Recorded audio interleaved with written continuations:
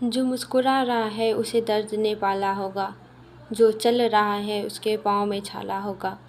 बिना संघर्ष के इंसान चमक नहीं सकता, जो जलेगा उसी के दिए में उजाला होगा।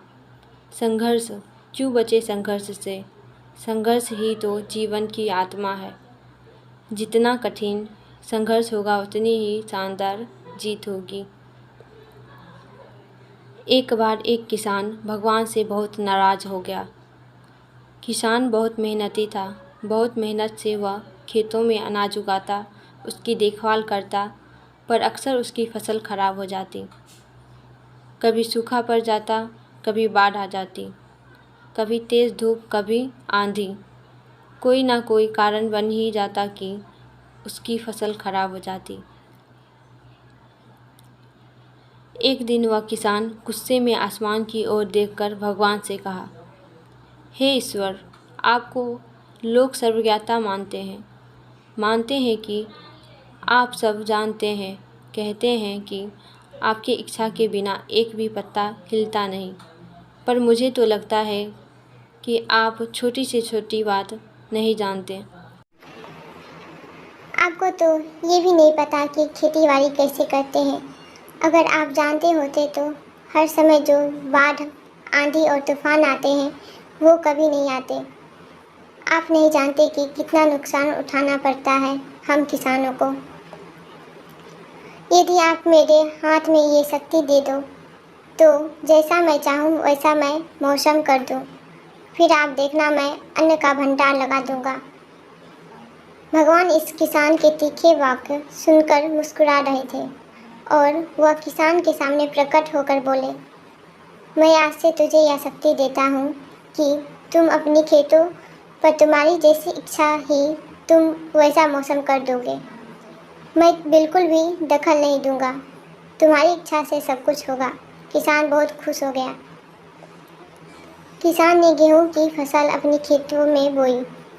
जब उसे लगा कि खेतों को धूप चाहिए तो खेतों को धूप मिले, जब पानी बरसाना चाहिए तभी पानी वर्षा, आंधी तूफान बाढ़ कुछ भी उसने अपने खेतों पर आने नहीं दिया। किसान के खेत में इस वर्ष ऐसी फसल हुई जैसे कभी नहीं हुई थी। हरी भरी लहराती फसल मन ही मन वह बहुत खुश हो गया और सोचने लगा, अब सबूत के साथ दिखाऊंगा भगवान को कि इसे कहते हैं शक्ति का सही उपयोग। मेरी सफलता देखकर उन्हें अपनी नियम जरूर बदलने पड़ेंगे। कुछ दिन गुजरे, फसल काटने को तैयार हो गए। किसान बहुत उत्सुकता के साथ फसल को काटने लगा, पर जैसे ही उसकी नज़र गेहूं की बालियों पर गया तो उसने अपना सिर पीट लिया और वह रोने चिल्लाने लगा।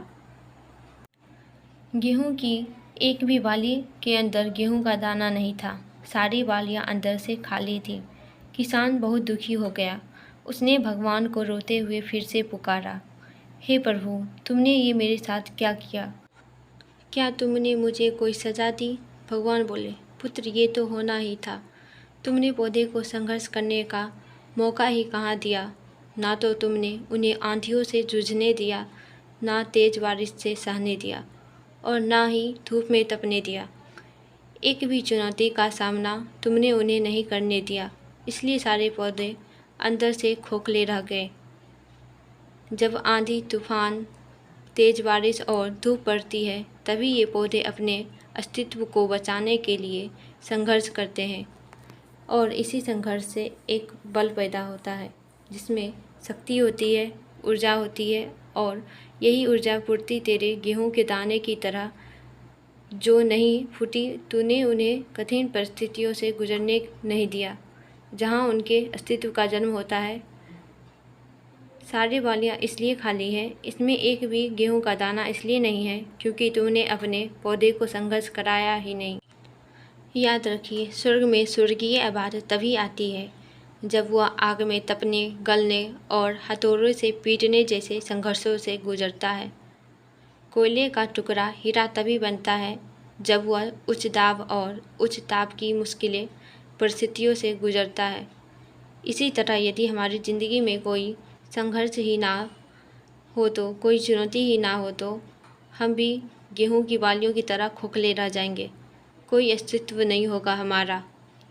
विपरीत परिस्थितियाँ, चुनौतियाँ, समस्याएं हमें और अधिक निखारती है। यदि जीवन में कठिन परिस्थितियाँ और चुनौतियाँ आए तो घबराना मत, बल्कि सामना करना। विश्वास करना कि आप और अधिक निखर जाओगे और अधिक मजबूत बन जाओगे। किसी ने कितना सही कहा है, ज़िंदगी जीना आसान नहीं होता, बिना संघर्ष कोई महान नहीं होता। जब तक ना पड़े हथौड़े की चोट तब तक पत्थर भी भगवान नहीं होता। हेलो फ्रेंड्स, कहानी अच्छी लगी तो लाइक और कमेंट करो और चैनल पर पहली बार आए हो तो सब्सक्राइब करो।